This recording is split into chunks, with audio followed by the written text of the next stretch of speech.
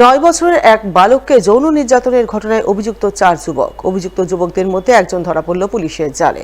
বাকি 3 জন এখনো পলাতক। তাদের খোঁজে তদন্ত শুরু করেছে মালদা থানার পুলিশ। ঘটনাটি ঘটেছে পুরাতন মালদার শাহাপুর অঞ্চলের এক গ্রামে। জানা গেছে, ওই গ্রামে 9 বছরের এক বালককে গত 22 তারিখ এলাকার 4 যুবক মিলে যৌন নির্যাতন করে।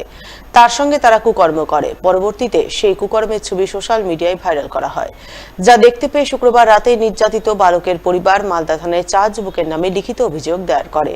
আর অভিযোগ পাওয়ার পরপরই মালদা থানার পুলিশ তদন্তে নেমে শুক্রবার রাতেই এক অভিযুক্তকে গ্রেপ্তার করে এবং শনিবার ধৃতকে পেশ করে মালদা জেলা আদালতে। যদিও বাকি 3 অভিযুক্ত যুবক এখনো ধরা পড়েনি। তাদের ধরতে পুলিশ তদন্ত জারি রেখেছে বলে খবর। নোংরা কাজ করেছে 4 জন মিলে, একজন ধরা পড়েছে। 4 শাস্তি চাই, আরো 3 জন বাকি আছে, ওর 3 জনের শাস্তি চাই। কোথায় করেছে এটা, কবে?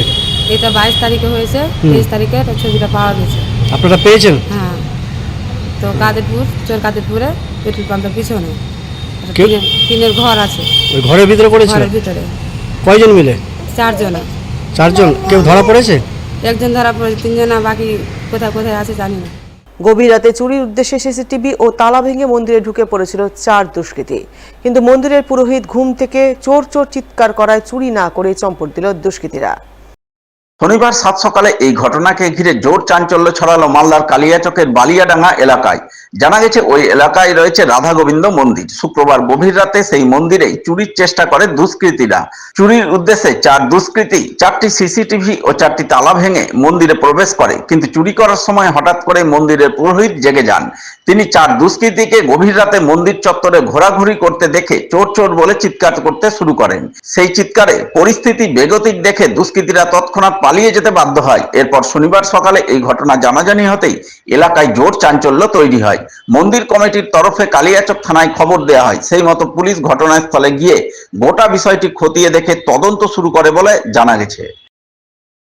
গতকাল গভীর রাত্রি মনে হয় 1টার সময় এই চোর এসে বাইরের যে সিসি ক্যামেরা আছে, 2টো বাইরের সিসি ক্যামেরা ভাঙে এবং 3টি তালা, মেন গেটের 3টে তালা ভেঙে ভিতরে প্রবেশ করে। তাল ভেঙেছে বাইরে 2টা, 3টার ভিতরে একটা 4টা তালা ভেঙেছে।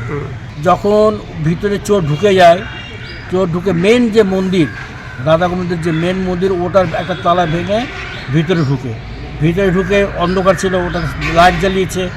আর আমাদের এখানে পুরোহিত বাইরের সাইডের একটা রুমে থাকতো। ও আওয়াজ পেয়ে নিজের দরজাটা একটু খুলে দেখেছে যে ভিতরে কেউ ঘোরাঘুরি করছে। তখন চোরও ওকে দেখছে, ও দেখছে। তখন ও চোর বলে চিল্লেছে, ও পালিয়ে গেছে চোর সব।